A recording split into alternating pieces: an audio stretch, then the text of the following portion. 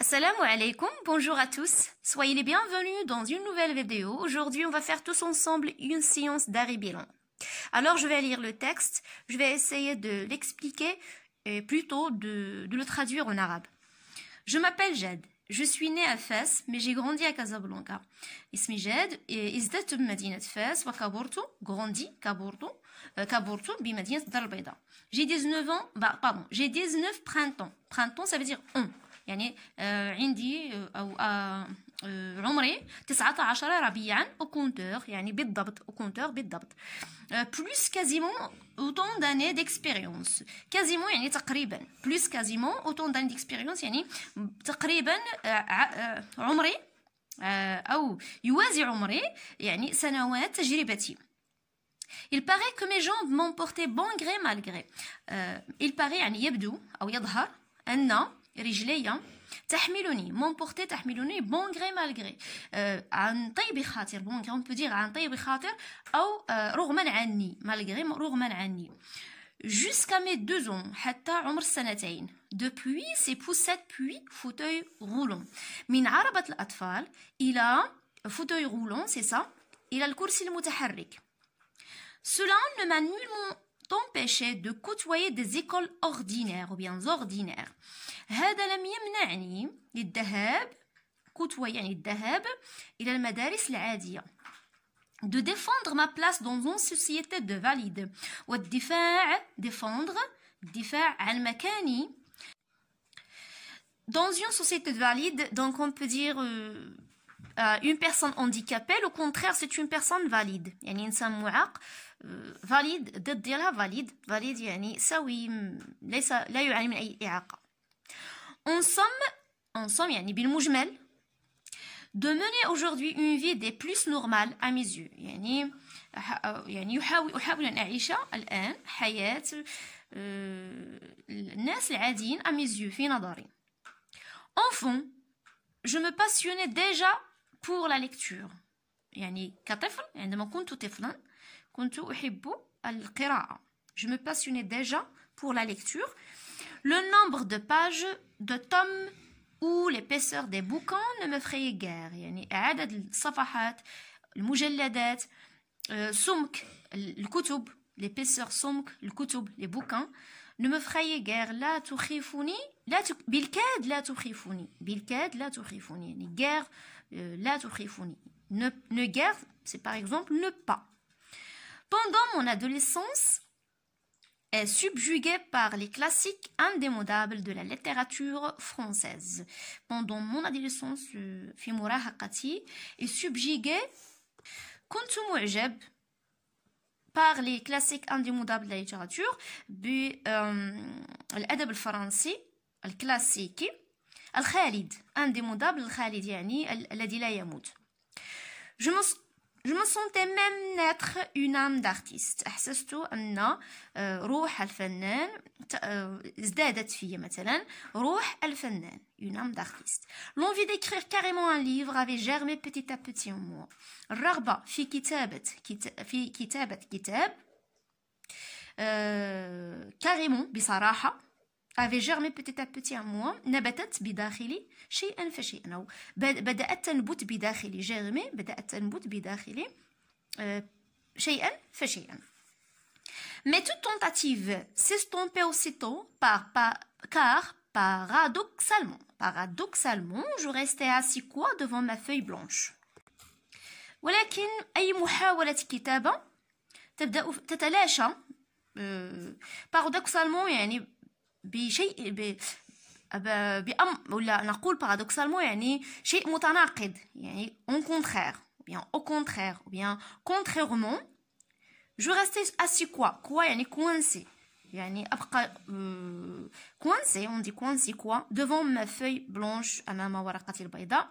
Sur quoi écrire عن ماذا سأكتب quelle histoire narrer أي قصة سأروي أروي يعني raconter. Par quoi commencer بماذا سأبدأ. As-tu déjà pensé à raconter ta vie هل فكرت أن يوما مثلا أن تروي حياتك.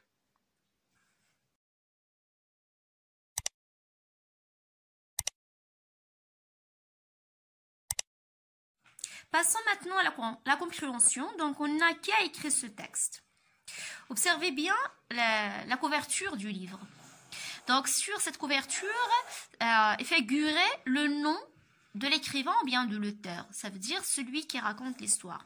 Puisqu'on a ici je m'appelle Jad, ça veut dire que l'auteur Jad Ben Hamdan qui a raconté son histoire. Donc, il s'agit d'un récit autobiographique. Ou Sira Datiya. Récit autobiographique Sira Datiya. Donc, qui a écrit ce texte? C'est Jad Ben Hamdan qui a écrit ce texte. D'où est-il extrait? D'où est-il extrait? Donc, le texte est extrait, de quelle œuvre ou bien de quel livre? La source. On passe toujours à la couverture. On a Ma vie en marche, c'est le titre. Donc, le texte est extrait du livre Ma vie en marche. Ou bien, c'est la source. De quel genre de récit s'agit-il? J'ai déjà dit ça dans la deuxième question.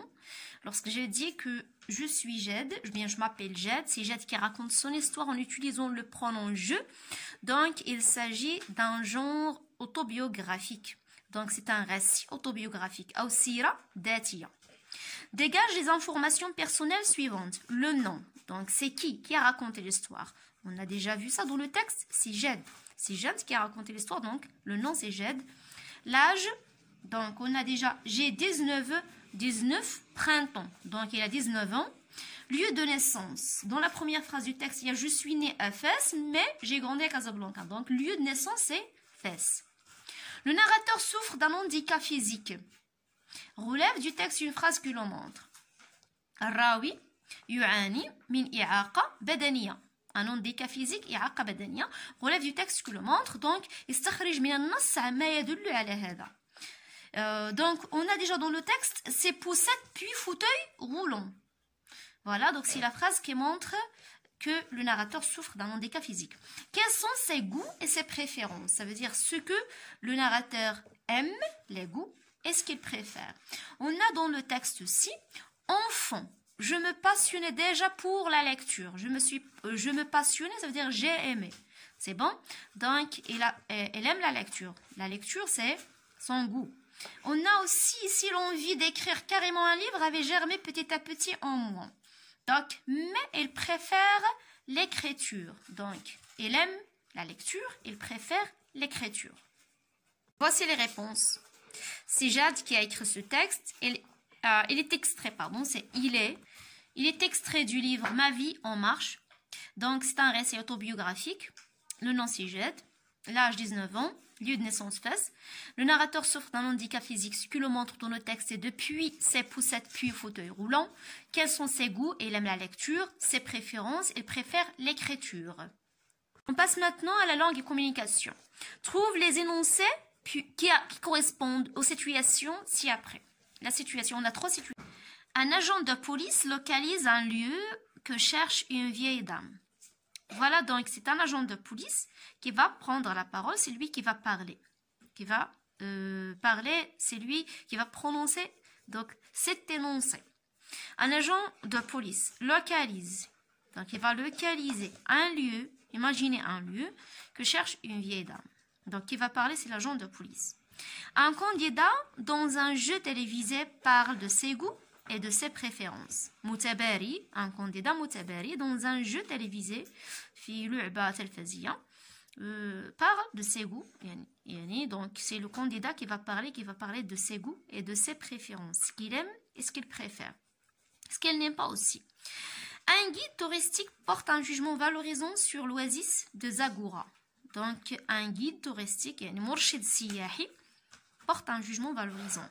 أعطى حكما جيدا أو جميلا على واحة زاغورا. l'oasis هي واحة. Voilà, donc on a premier énoncé. Prenez cette route. J'espère que vous allez bien voir l'écriture puisque j'écris beaucoup. Donc prenez cette route directement jusqu'au bout. Tournez à gauche. L'agence de voyage se trouve à côté de l'hôpital. Deuxième énoncé, j'adore voyager avec les amis et je préfère escalader les montagnes. Troisième, l'oasis de Zagora est un endroit merveilleux qui attire l'attention de tout le monde.